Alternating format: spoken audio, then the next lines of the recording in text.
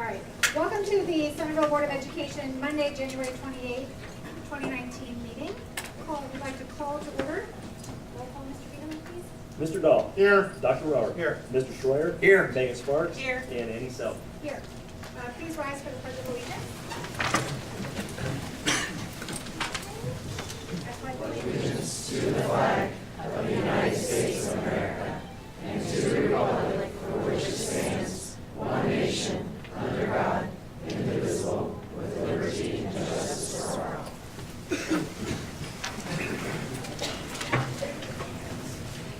Before we get started, I want to explain for those that are not familiar with our board process.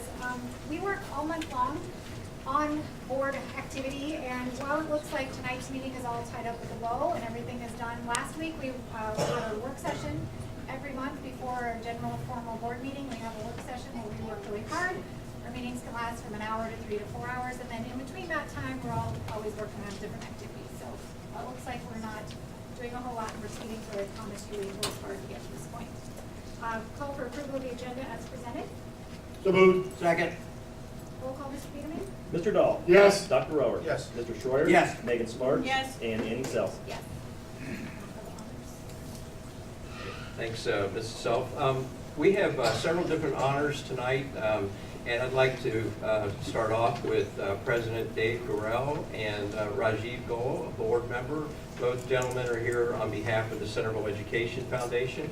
They're going to make a few comments and then give out quite a bit of money tonight. So Dave and Rajiv, if you come up to the podium. Thank you. It's a really easy job when you have to stand up here and give away money. So that's, I feel very delighted and very honored to have received so many fantastic grant applications. We are giving out over 30 awards tonight. That's one of the records for us, so that's pretty exciting. We're very happy to do that. The Centerville Education Foundation, much like the board, works year-round, and we are doing a number of activities to continue to foster the programs that we're implementing for teacher grants and the recognition that we do at our annual Hall of Fame dinner as well.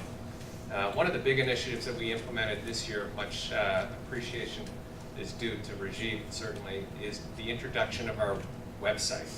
The CentervilleEducation.org website has a ton of information there, and we continue to expand its capabilities. So without further ado, if you have a chance to go to see that, that'd be really interesting. There's going to be some new stuff coming out there as well. But for tonight, we want to introduce the winners of the grant applications, starting with the Put Together Kids View Art Show 2019. Suzanne Vitolo, and I apologize in advance if I mess up anybody's names, please excuse me for that. Jackie Mahaffey, Robin Klass, Alice Tavani, Matt Zoda, Nicole Wentz, Lindsay Godfrey, Mary Frances Downs, Ashley Isaacs, and Janet Curran. Come on.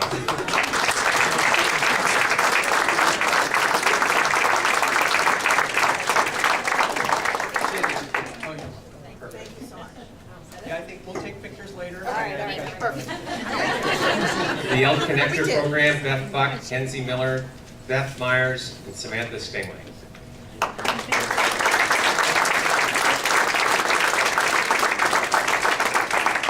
Mobile Creativity Lab, Andrew Yucker and Allison Farmer.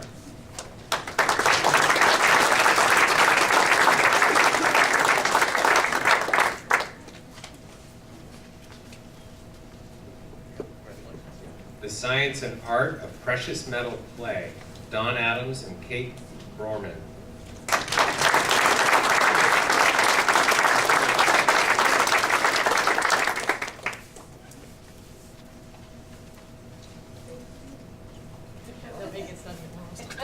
Brick Motion, Stop Motion Animation with Lego, Matt Zoda.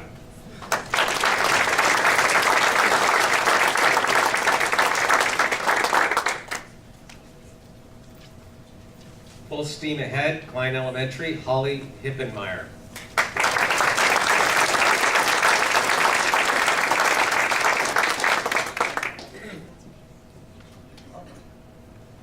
Prolific Pollinators Part 2, Kelly George.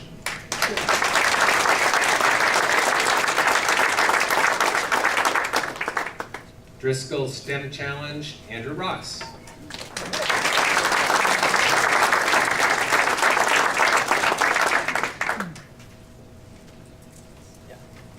Mail, Maps, Music, and More, Carrie Beers, Nikki Hoff, Lisa Thompson, Janet Tate, Peter Schomburg, and Jessica Brown.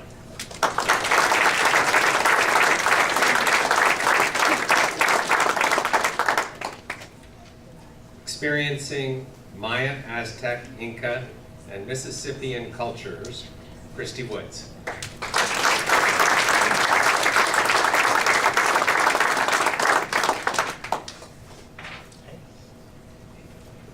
Intermediate STEAM Labs, Jackie Harvey, Erica Glavin, Cindy Drew, Kim Whalen, and Kristen Nader.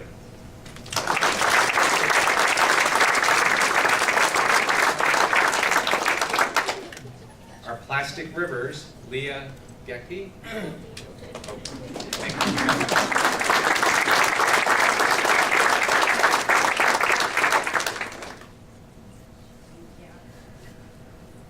Howard Tower Student Indoor Gardening, Amy Haynes, Melissa Danis, Rebecca Probasco, Terry Terhune, and Nikki Reeser.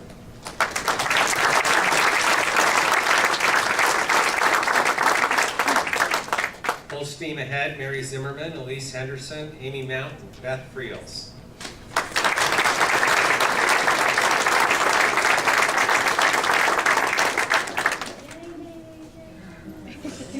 And a supporting cast. Thank you. Hatching Eggs and Growing Learners, Meg Anucci and Bonnie Spears.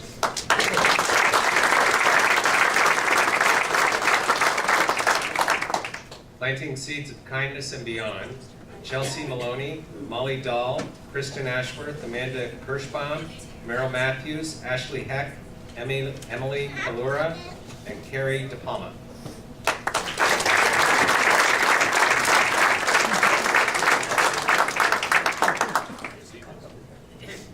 PVN Sculpture Garden, Jackie Mahaffey, and Casey Lawrence.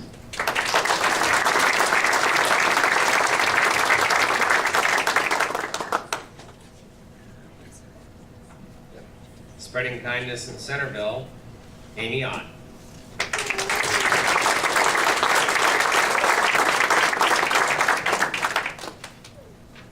Little Hands, Big Plans, Child Engineering Lab, Tammy Yoxheimer.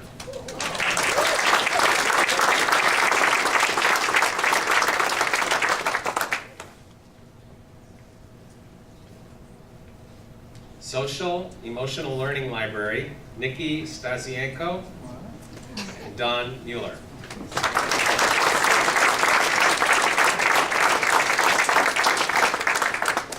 The Secret Garden, Leslie Burke, Wendy Burkhart, Tammy Yoxheimer, Leanna Dalton, Lynn Sable, and Suzanne Crump.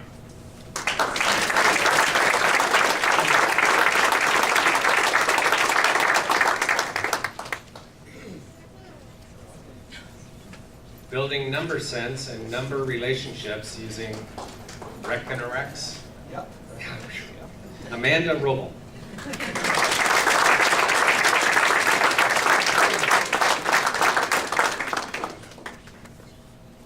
Origami Economics, Carrie Hinders, Nick Snyder, Elizabeth Alawali, and Jennifer Hess.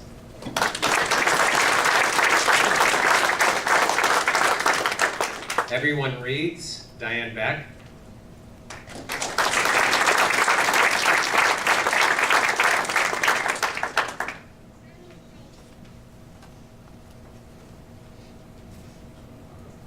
In-Class Study Lounge, Debbie Ranke.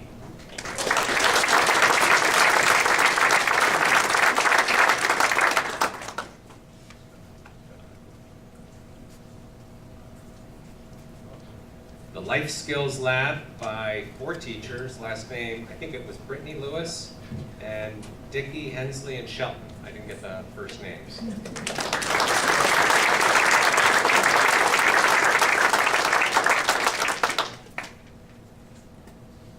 Community-based learning, Emily Karlovitz.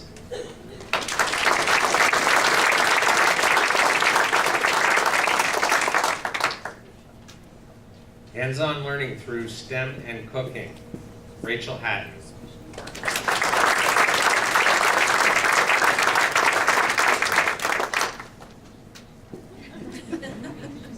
Double dipping.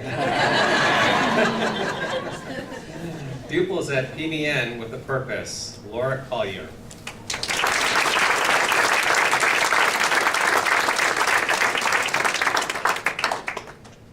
The Inventors Fair, Katie Thornton, Allie Erickson, Molly Harriman, and Monica Felker.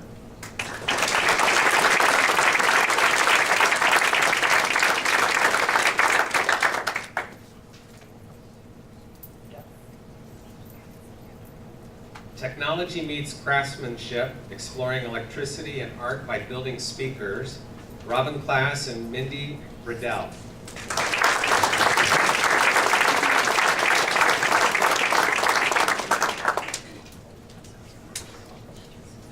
Thank you, everybody, for letting the Centerville Education Foundation be part of your teaching experience.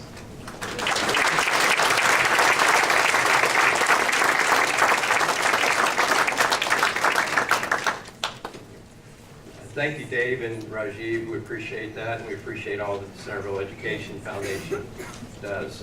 Next, I'd like to invite our Director of Human Resources, Dan Tarby, to make the next introduction. Thank you, Dr. Henderson. Each year, the district participates in the Ohio Teacher of the Year program, which is sponsored by the Ohio Department of Education. The mission of the Ohio Teacher of the Year program is to honor, promote, and recognize teaching and excellence in the teaching field. This year, the district nominee was selected from Klein Elementary School. And I'm very pleased to announce that the district nominee has selected Mr. Matt Sazda for this very special award. Matt, would you please come forward?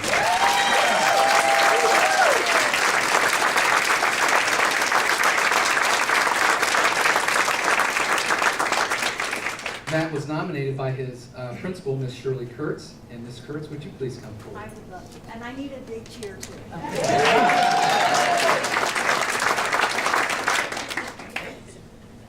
Matt is an art teacher at Klein, and he's worked for the Centerville City Schools for the past 8 years, ever since his graduation from the University of Dayton.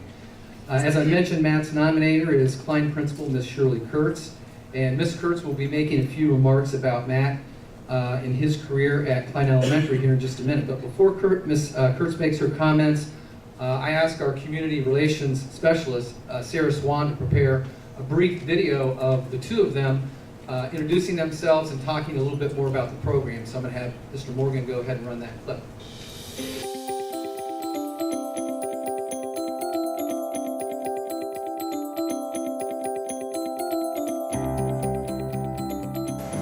Hi, I'm Matt Sazda.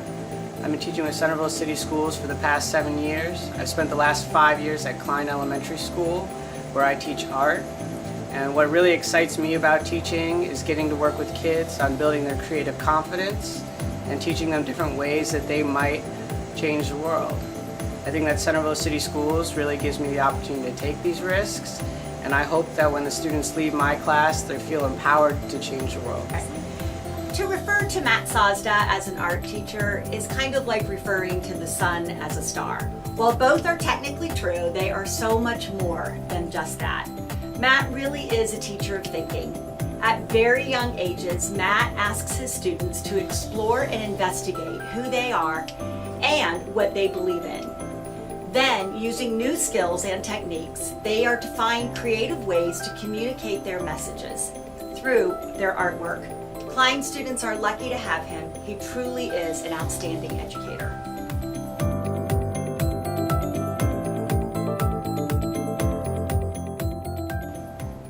I'd like to thank Sarah for putting that piece together, and just for the board and the community, it will be posted on our webpage after this evening's meeting for you to look at again if you would like. Mr. Sazda is an outstanding teacher. He's accomplished. He excels in the classroom, as Ms. Kurtz said, with his use of creativity, but also his ability to tap that creativity of his students in an academic way. So it's an honor this evening to recognize Matt at this time for this outstanding program sponsored by the Ohio Department of Education. And so Really, I would like to turn the program over at this time to Ms. Kurtz, where she can elaborate a little bit more on Matt's career.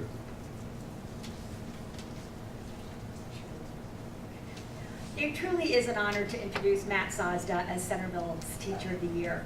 He is truly something special.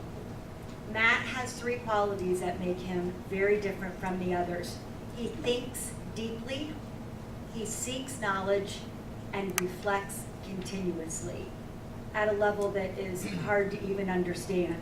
Because of those qualities, he has taken the field of art education and has turned it into a class in which students think about ways to use creativity to solve complex issues in today's world and improve life for others. And I'm talking about 2nd through 5th graders, and I mean it sincerely. He does this. It only works because of the solid relationship that he builds with the students and the connections that he makes with them. Over the 4 years he has our students, they really do become civic-minded problem solvers. He is most deserving of this recognition. Congratulations, Matt Sazda.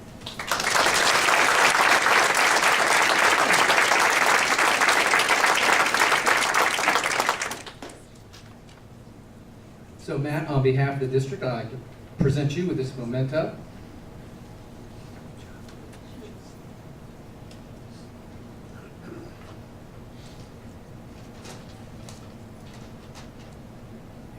Thank you, Dan, and thank you, Shirley, and everybody here. I came straight from school, so this is what I was wearing, and so forgive my dress. My parents are here, so if you can just back that up. I've been lucky enough to spend my entire teaching career with Centerville City Schools, and during that time, I spent time working in almost all the buildings, whether it's teaching, or I painted all the schools one summer as well. So kind of been around for a second. But during that time, I've had the opportunity to meet some of my closest friends and biggest influencers. My gratitude for these people and of the meaningful connections we've made is truly endless.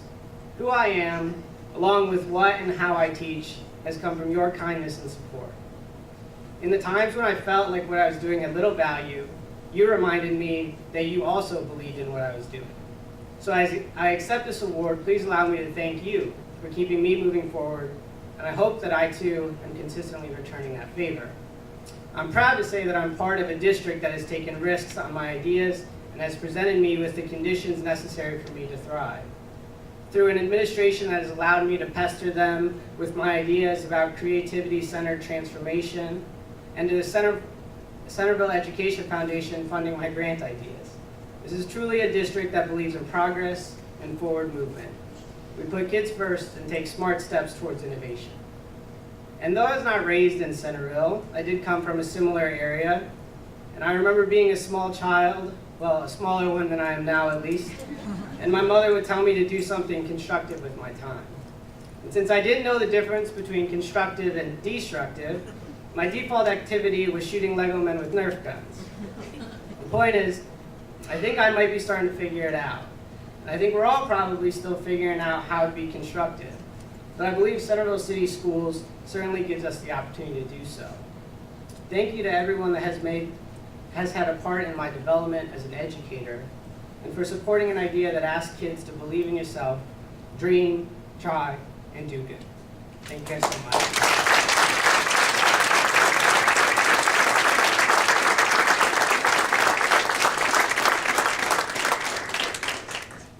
Matt's credentials will now be reviewed by a state selection panel who will choose one teacher to represent the Ohio Teacher of the Year. So, Matt, I would like to thank you for all of your outstanding work and to again congratulate you and certainly to wish you the very best of luck at the state level of competition.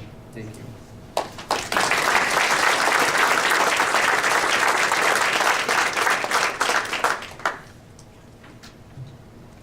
And it's now my honor to make the final presentation of this evening.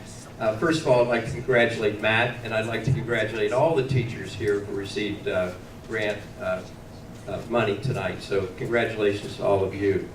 Tonight, or I'd like to announce that January is School Board Recognition Month. And so on behalf of the staff and the students of Centerville City Schools, I'd like to thank our 5 elected officials for their dedication to Centerville City Schools. These 5 individuals have worked very hard to create a positive, nurturing environment for our staff and students. The time that they spend in these public board meetings really just represents a small fraction of the time that they put in each month. In most cases, throughout the month, there are several other meetings. I'm always bothering them by sending them emails and talking to them about different things going on in our district. And they're always on call to answer a question from parents and community members. So they work very hard, and I'd like to share with the community and everybody in attendance tonight that we are very, very fortunate in our district to have such a devoted, experienced Board of Education who always keep their eyes on the prize of student achievement. So I'd like to thank them again for their dedication and the support that they provide to staff and students.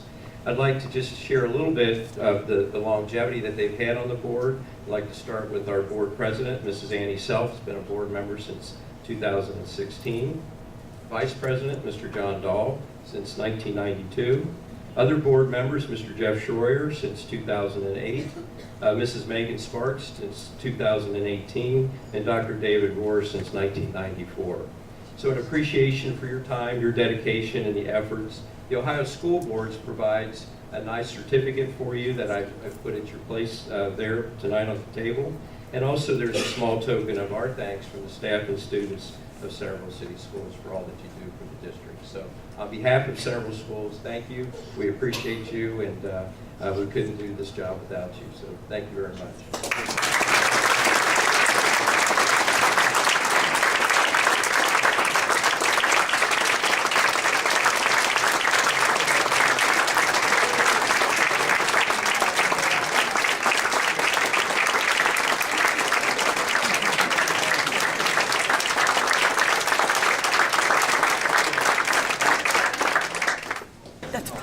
Okay, we can reconvene. We will go ahead and start with Board of Education reports, starting with Mrs. Sparks and Mr. Schroyer.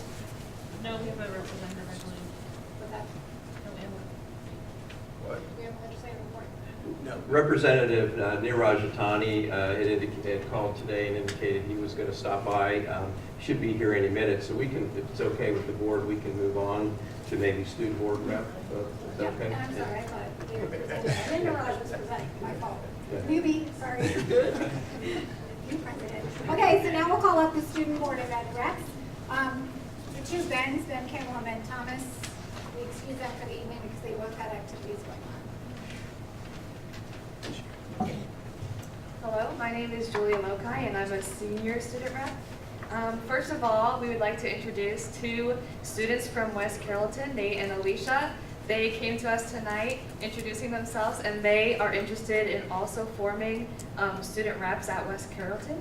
So we're glad that they came, and we're happy to help them get started on that project. Thanks for coming. Thank you. Second of all, with the help of Mrs. Self, we met with Mrs. McGuire, who is the Vice President to the Ohio Board of Education, and she was interested in hearing our thoughts on our current education system. We discussed our mental health and school safety concerns, as well as what we've been doing here at Centerville. She said that she would love to have a larger student voice at the state level, and she wants us to submit a statement about our takeaways to read at their next meeting. She also invited Centerville's student reps to their next meeting, and she shared her Ohio Strategic Plan for Education, which is formatted around the idea of building a whole student. We're really appreciative of her giving up her time to meet with us, and Jacob's going to talk a little bit more about that plan. Thank you, Julia. I'm Jacob Myers. I'm a junior on the Board of Education. So the main thing Ms. McGuire shared with us today is the new strategic plan for the next 6 years that Ohio Board of Education is going to implement. It's focusing on the whole child and all the support that the school can give around that child and all the ways they can work with that. So then also I was going to share other projects we're working on. Today, we talked with Mr. Carroll, and we're going to meet with him to discuss our Candy and Comments session that we held a week ago. So some of the main topics that we received from that are we got voter registration, and we talked about like school policies and exam policies too. Our other thing that we're actually working on too is our application process. So we're refining that and opening it up for all classes now. So we're going to start application process and hoping to get new members on sooner so they can get more experience. Thank you. You guys.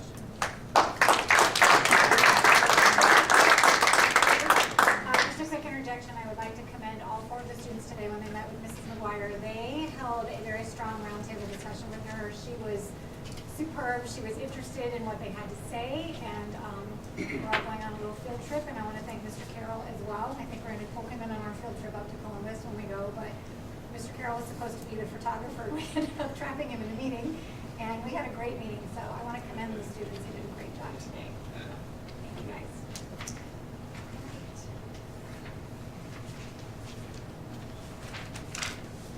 Call the hearing of the public.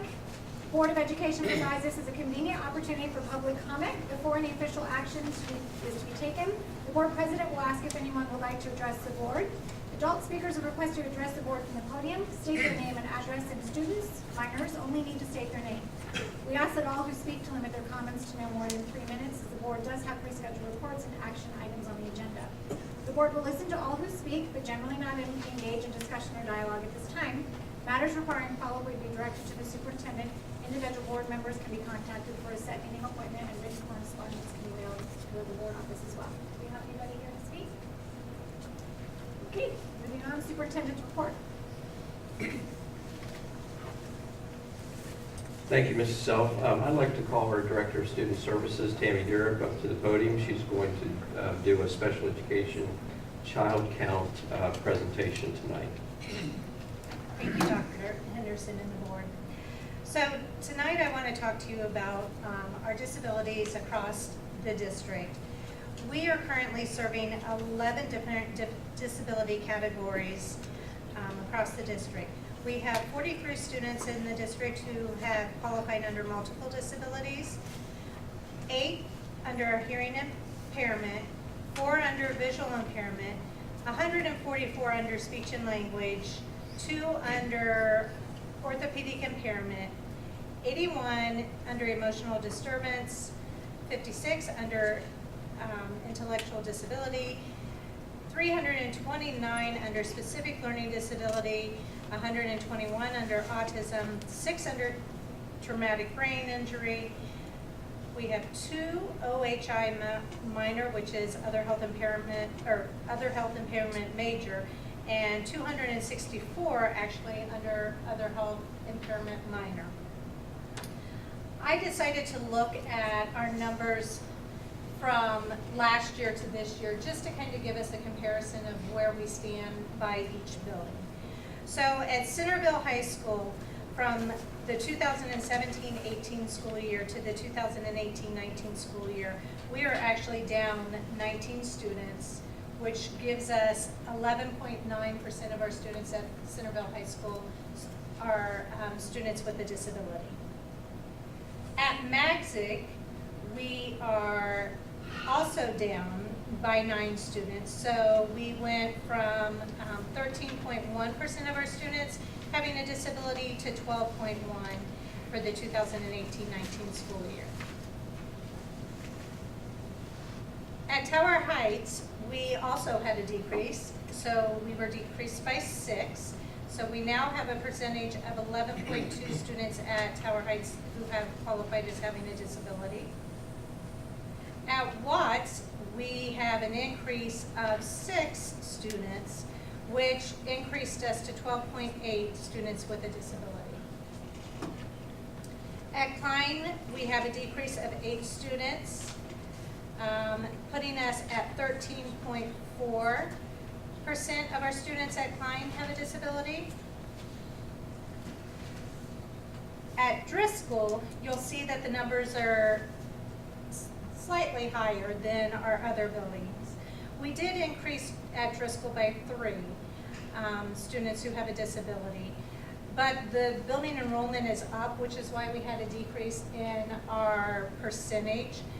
I do want you to note that Driscoll is a building with specialized programs, which accounts for the higher number of students, the percentage there.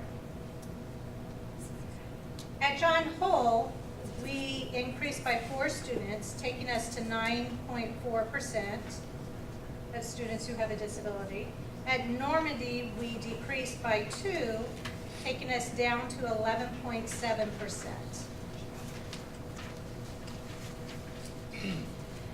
At Stingley Elementary, we had an increase of 3 again, but the building enrollment is also up, which decreased the percent of special education students in the population. Weller, we had an increase of 4, which took us to 10.3% of our students. At PVN, we had an increase of 14, and this is without preschool at PVN. So I took out the preschool numbers for PVN. While this may seem to be significant increase in comparison to our other buildings, it's actually good for the district. Most of these students actually transition from our preschool program, which is an indication that we are reaching our young students early to provide the services that they need. So they start out in preschool and then they transition and have that IEP already. Again, at PBS, we had an increase of 15, and this is just demonstrating again how we're getting early intervention in there for our students. And PBS, that was without our preschool students also. As a district, we currently have 105 intervention specialists, pre-K through 12 plus. 135 paraprofessionals serving pre-K through 12 plus. 3 occupational therapists plus 1 contracted from the county 5 days a week. 1 physical therapist plus 1 part-time from the county. 13 speech and language therapists, that's pre-K through 12 plus. 1 behavior intervention specialist. Then we contract with the learning, or the ESC for orientation and mobility, vision, audiology, hearing intervention services. Our preschool that is being served at PVN and PBS is a little different than what our school age are. So our ratio is a 50-50. We have half of our students have a disability and half of our students are typical peers. Currently, we are serving 37 students who are 3 years old, 64 students who are 4 years old, and 45 students who are 5 years old. As a whole district, without preschool, we are sitting at 12.2% of our students have qualified as having a disability. When we include preschool, we are at 13%.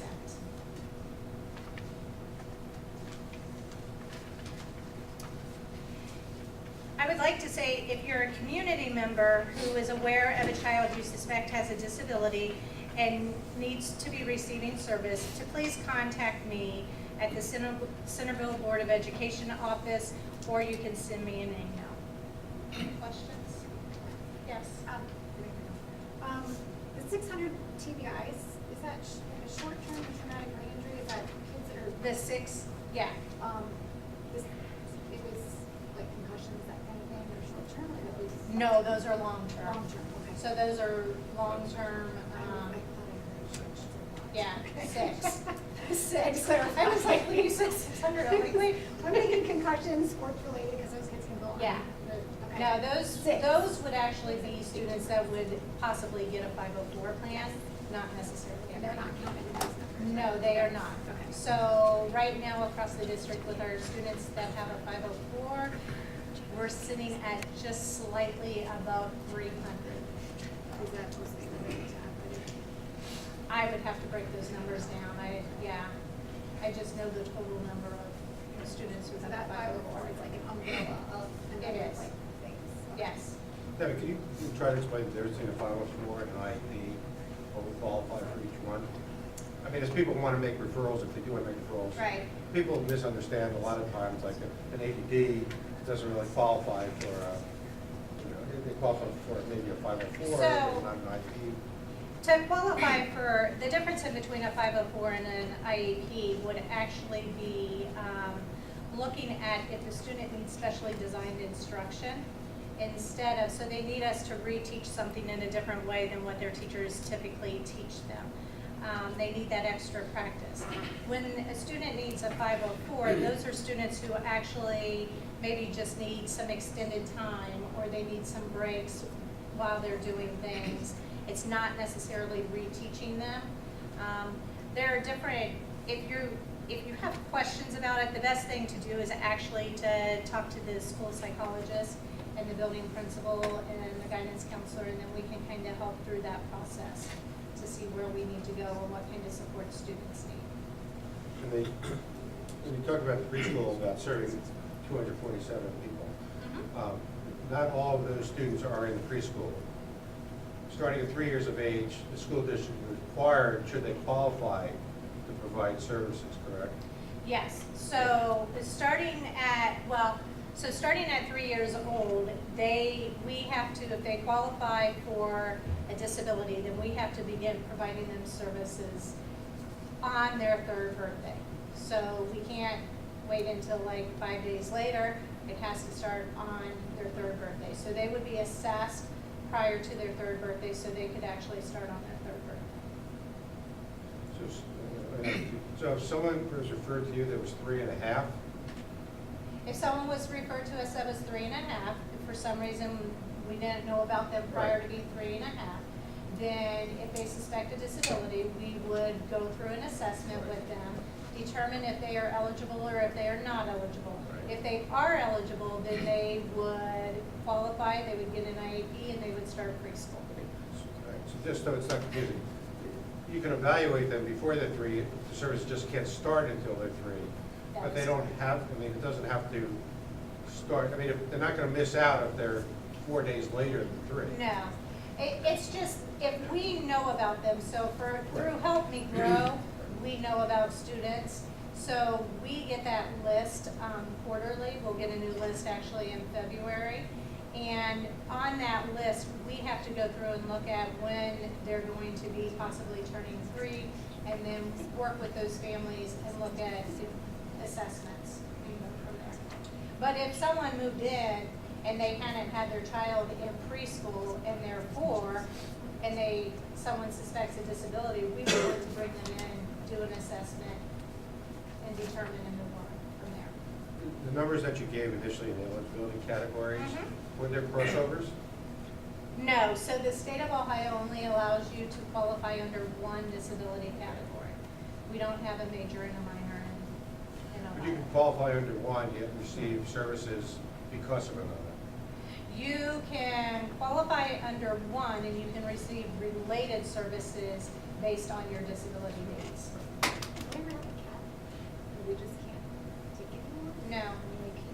We just make We're the not resources available, right? we have to make the resources available, so we don't get to put a cap on the number of students who meet the criteria. Do you know how our school district percentage is compared to other districts around the state or in the area?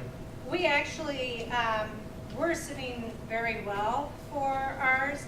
The state of Ohio uses 10% or less kind of as their baseline guideline. When you look at, and that's looking at just K through 12. So they're taking out preschool and they're taking out that plus 12. So we're sitting at 12.2%.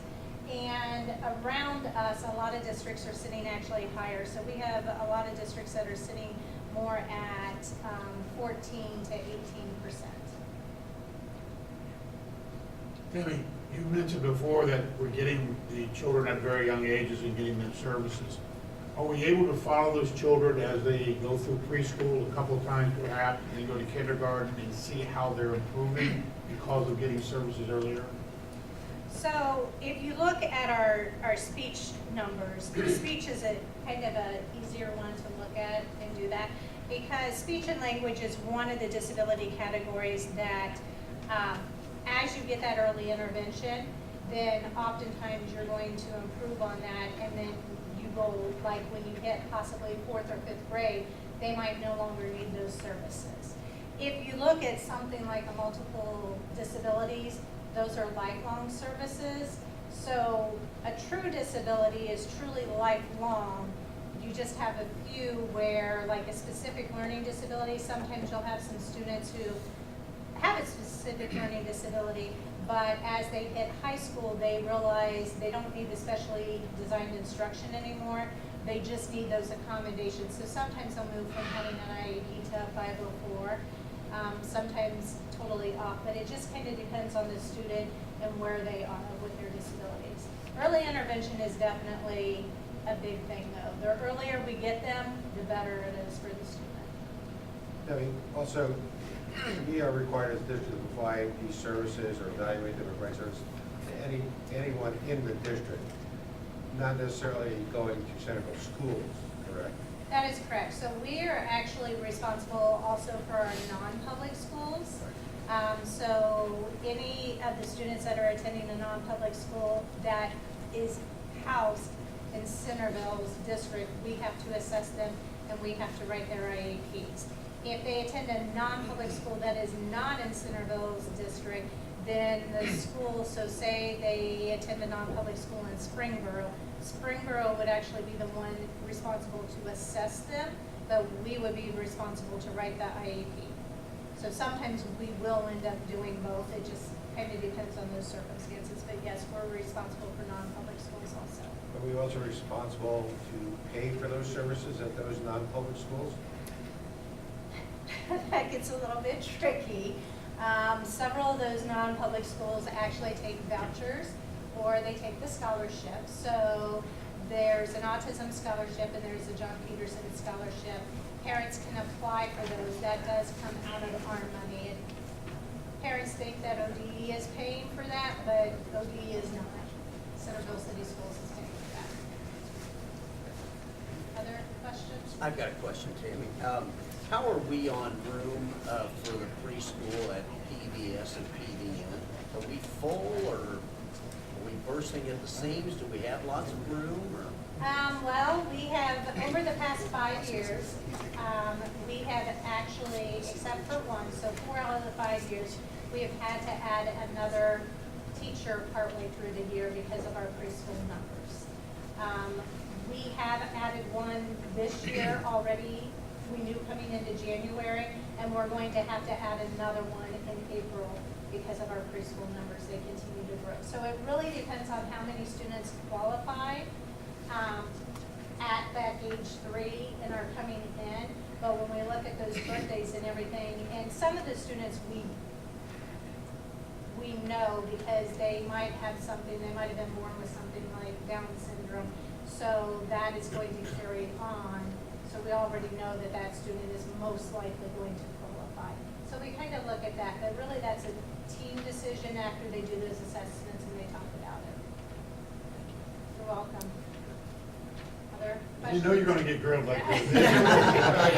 No, they didn't say I was going to get grilled. Well, I think it's important, obviously, for the public to understand how much we do, what we do, what Right. we're qualified. I think it's a good thing, and it's not just kids that come to our school. It's anyone in the Centerville area. So it's a lot more. It's a lot more than people think. Well, and to top that off, right now, we have several students at a non-public school that are also English is their second language. So when they're being referred, then we have to look at having interpreters for those meetings and getting things interpreted into, even here within district, but sometimes that becomes harder when it's a non-public school because they don't have the same resources that we have. Thank you for breaking it down for school, actually. You're welcome.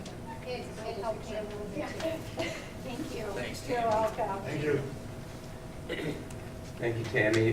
Next, we have State Representative Neeraj Jatani, who would like to give us a brief legislative update, I think. Well, thank you, Dr. Henderson and board members, for accommodating me. As you know, I try to come at least a few times a year, and unfortunately, you're the only one I didn't make it to in the later part of 2018, so I apologize, but wanted to promptly make it up here in early 2019. I'm going to tell you a little bit about what we did at the end of 2018 and then kind of a look ahead and then take your questions. Really 4 things to cover in regards to the latter part of 2018, 3 of which were provisions in Senate Bill 216, which is the Education Omnibus Bill. First, it had a variety, probably 10 pages of provisions, and happy to walk through them all, but really the major ones, as I see them, are the following. First of which is it allows the 3rd grade reading guarantee test to be allowed to be given in paper form. Makes 2 major changes to OTES. Eliminates the 1/2 of the score be the student academic growth score, and then also eliminates the shared attribution issue that had come up a few years ago. Another bill, just to cover, and we had spoken about this before, there was a bill to mandate cursive writing among schools. A few of us, including myself, had pushed back to make it optional, and I think we had communicated that with our superintendents and were successful in that, so now it is an optional issue, and the state board and DOE will design curriculum or a model curriculum around that, but it is not a mandate on schools, and there's been some media coverage around that, so wanted to make sure you knew that. Those are really the major sort of education happenings. Obviously, many different issues, but really the education happenings that occurred in the latter part of 2018. To look ahead, obviously, we are now entering what will be my 3rd budget in another budget year. Unlike the last few, because we have a new governor, he can introduce his budget on March 15th instead of in February, as is typically required. And also, this is my 2nd governor now, but for the first time in 8 years, we'll have a new governor. Under the previous governor, we sort of knew what he was going to do, both in the policy arena, but also in the education funding arena. That governor, the previous governor, he did not like guarantees. He wanted to include things like income tax judgments instead of just property tax judgments in the formula. He did not like the TPP reimbursement, et cetera, et cetera. Now, we knew what that governor was going to do. We don't know what the new governor is going to do. And so you, along with I, will learn on March 15th.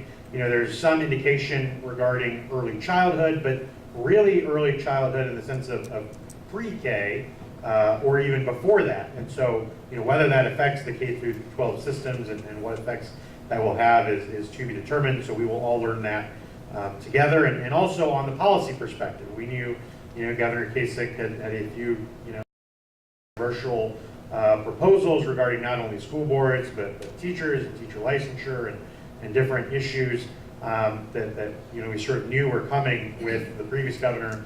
We don't know what this governor on the policy end, will push, not only in OTES, but in testing, in all of the areas, that are of concern, for public school districts. And so we will find that out together. As I have in last budgets, through the superintendent, we will, be communicative of you regarding the different formulas. And to recap, I see it as a NBA basketball game.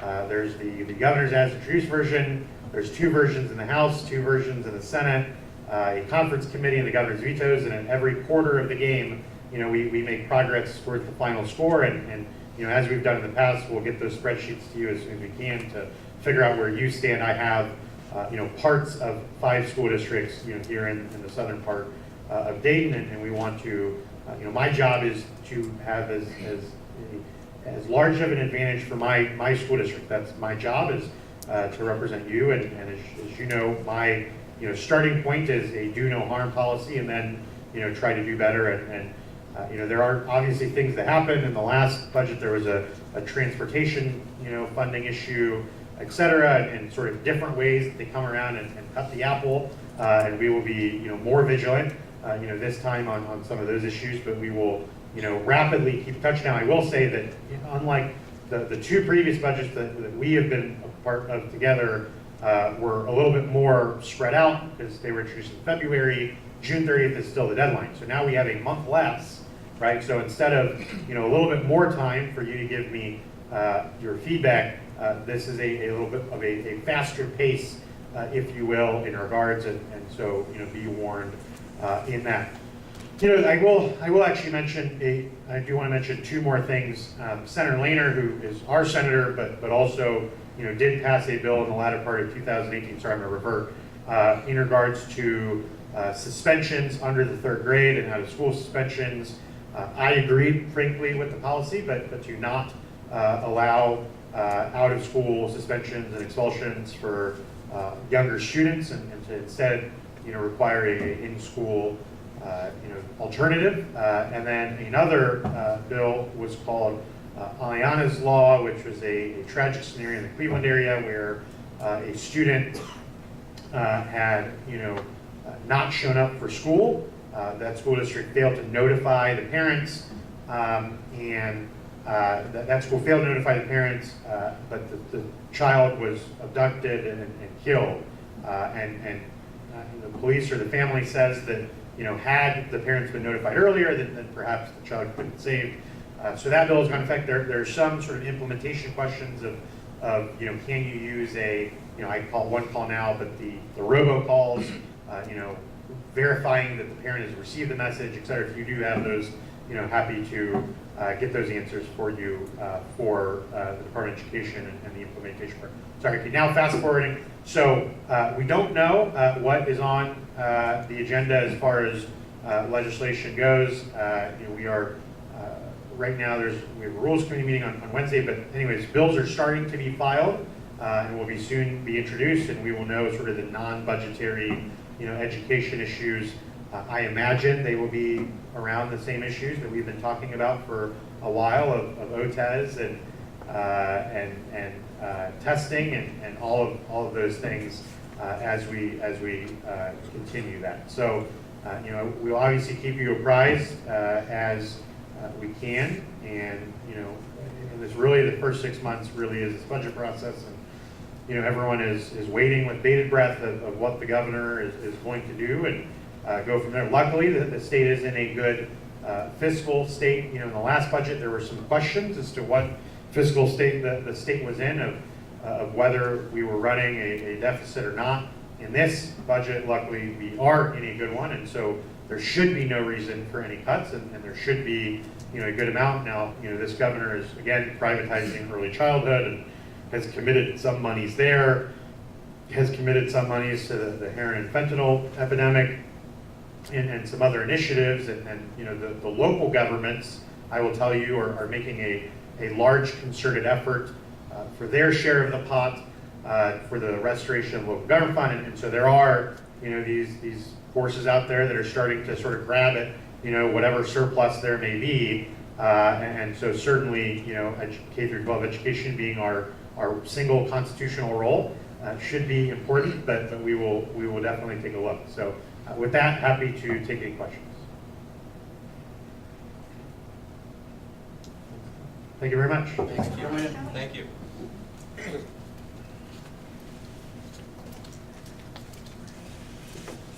Treasurer's report, sorry. Treasurer's report, Mr. Biederman.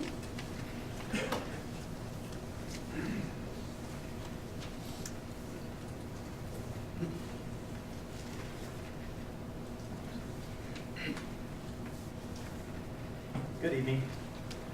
This is the Treasurer's mid-year report as of December 31st, 2018. Actual general fund revenues from all sources combined are on target with the revenue budget after 6 months into the fiscal year. At the midway point in the fiscal year, the state funding formula is only making up 15.7% of the general fund revenue. It is likely this percentage will decrease even more as a reduction in state funding continues in the second half of the year for transportation funding that you heard Niraj Antani speak to. 84.3% of our general fund revenue is coming from locally derived sources at mid-year, mainly from levies. I like to use the dollar picture to share this information because it visually shows how little the sliver is of our state funding, corresponding to how much your state income tax dollar comes back to our school district annually. Actual general fund revenue, or expenses, I'm sorry, from all sources combined are on target with the expense budget after 6 months into the fiscal year. This chart shows 100% of the annual budget in gold compared to the current mid-year expenses in black. You can see the expenses for services, materials, and equipment are staying well below the budget halfway through the year. Each of these categories will be below budget at fiscal year end. The salaries category is at 49.9% spent midway through the fiscal year, and it is possible this category could exceed the annual budget by a minimal margin at fiscal year end. Although the benefits category is only 49% spent at the midway point of this fiscal year, it is very likely this category will exceed the annual benefits budget at year end. Additional new enrollments in our health insurance plan and currently covered employees requesting coverage for their spouse and or children during the open enrollment period, which will go into effect January 1, 2019.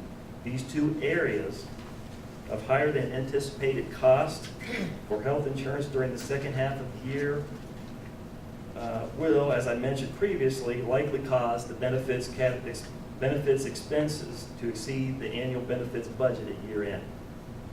Actual expenses for all categories combined will be under the budget at year end.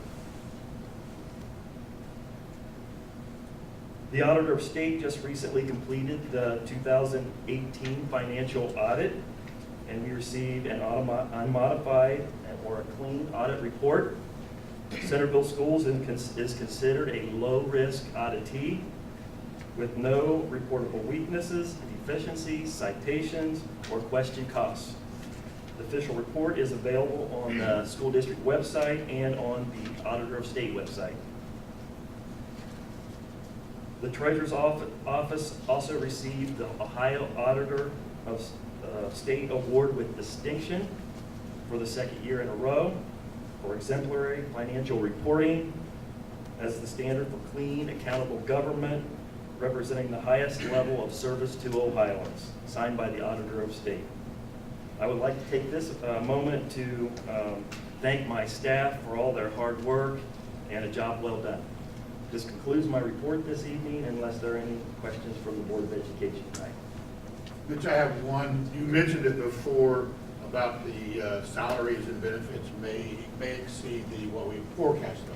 Yes. We heard from Tammy that we've added some positions for special needs students and for preschool. Those kind of things we anticipate some of, right? But we don't anticipate all of those happening. So that would be an area where we've had to add staff in order to take care of additional students in certain areas. Yeah, there's lots of things like that that can happen during the course of the year. There are a lot of expenses in the salary lines that are unknown, and I try to not overinflate those. I mean, you have substitute teaching costs for those kinds of things. We call them lump sum accounts, and those are tracking pretty well, but there are a couple of them that, and I can't think of which ones those are right off the top of my head, but your example is probably a better one. Some of the unanticipated costs that can crop up in the salary category through the course of the year. And it's going to be, if we do exceed, it will be by a minimal margin. And as I stated, as a whole, we're going to be well below our expense budget for the year. And that's the point I really wanted to make. And the additional staff would also create a higher expense for us for benefits. So now you're going to add another person that makes additional costs. Which is exactly what I shared in the two areas that are potentially costing us. Looks like we're going to probably go over the benefits. The only reason I bring it up is we forecast and we look at and we anticipate some increases, and we always have some ideas in there. We may have to do this and may have to do that, but some things come up that we're just not anticipating, and that's why sometimes we exceed what we forecast. Yeah, our forecast, the way I see it right now, is still a very fair representation of where we're going to be at the end of this year and moving forward in the next 4 years after that. And the state of Ohio auditor agrees with you. And the state of You did a Ohio great job. auditor agrees with us. Thank you. Mitch, I would like to say, I know I speak for all of us sitting up here. Congratulations to you leading the staff to getting the Ohio Auditor of State Award with distinction for 2 years in a row. Congratulations. Thank you very much. I appreciate that a lot. Any other questions from the board? I promise not to ask my annual question. Okay. Thank you. Okay. Motion to approve the treasurer's recommendations. Consider approving the December 2018 financial statements to include the monthly financial report, fund activity report, appropriations report, general funding spending report, general fund summary, general fund summary comparison. Purchase orders included in statement number 7 approved by administration then and now, certified by the treasurer and supported by board resolution totaling $97,158.61. So moved. Second. Call the roll, please, Mr. Peterman. Mr. Dahl? Yes. Dr. Rohr? Yes. Mr. Schroyer? Yes. Megan Sparks? Yes. And Annie Self? Yes. Consider approving the minutes of the following Board of Education meetings: December 17, 2018, the regular meeting, January 10, 2019, the organizational meeting, and January 22nd, 2019, the work session. So moved. Second. Call the roll, please, Mr. Peterman. Mr. Dahl? Yes. Dr. Rohr? Yes. Mr. Schroyer? Yes. Megan Sparks? Yes. And Annie Self? Yes. Okay. Sorry. Okay, that's what he said. Okay. Superintendent's recommendations. Superintendent recommends accepting resignations as listed on Schedule A. Superintendent recommends the employment, change of employment status, or change of contract status for the certificated persons listed on Schedule B for the salaries, programs, and on the effective dates given. The superintendent recommends the employment or change of employment status for the support staff persons listed on Schedule C for the salaries, programs, and on the effective dates. The superintendent recommends the employment of the persons listed on Schedules D and D1 for supplemental contracts or extra duty assignments. The superintendent recommends for granting of leaves of absence for the persons listed on Schedule E for the reasons and on the dates. So moved. Second. Call the roll, please, Mr. Peterman. Mr. Dahl? Yes. Dr. Rohr? Yes. Mr. Schroyer? Yes. Megan Sparks? Yes. And Annie Self? Yes. Consider approving the following firms to provide legal services to Centerville Schools for the calendar year of 2018. Squire Patton Boggs LLP, Hoover Six and Associates LLC, Ricker and Eckler, Coolidge Wall, Walmsley and Lombard LPA, Ohio School Boards Association, and Hunter Counseling. So moved. Second. Call the roll, please, Mr. Peterman. Mr. Dahl? Yes. Dr. Rohr? Yes. Mr. Schroyer? Yes. Megan Sparks? Yes. And Annie Self? Yes. Consider adopting a resolution providing Centerville City Schools the opportunity to apply for a waiver from the Ohio Department of Education for the 2019-20 school year, as Centerville City Schools will not be providing career tech and education courses to students enrolled in our middle schools, as previously discussed. So moved. Second. Second. Oh, sorry, I can't second. Sorry. Call the roll, please. Mr. Dahl? Yes. Dr. Rohr? Yes. Mr. Schroyer? Yes. Megan Sparks? Yes. And Annie Self? Yes. I can guess, I just can't second. Okay, got it. Consider approving a resolution declaring certain items of personal property obsolete and unneeded and authorizing the superintendent or his designee to sell the personal property. So moved. Second. Call the roll, please, Mr. Peterman. Mr. Dahl? Yes. Dr. Rohr? Yes. Mr. Schroyer? Yes. Megan Sparks? Yes. And Annie Self? Yes. Consider accepting bids through Southwest Ohio Educational Purchasing Council and approving the lowest and best bid for the purchase of the following international buses from Rush Truck Centers of Ohio. 3 72-passenger conventional buses totaling at $87,164 each for a total of $261,492. 2 72-passenger special education needs buses, $94,374 each for a total of $188,748. 4 84-passenger transit buses totaling at $100,700 each for a total of $402,800, for a total of $853,040. So moved. As previously. Second. Call the roll, please, Mr. Peter. Mr. Dahl? Yes. Dr. Rohr? Yes. Mr. Schroyer? Yes. Megan Sparks? Yes. And Annie Self? Yes.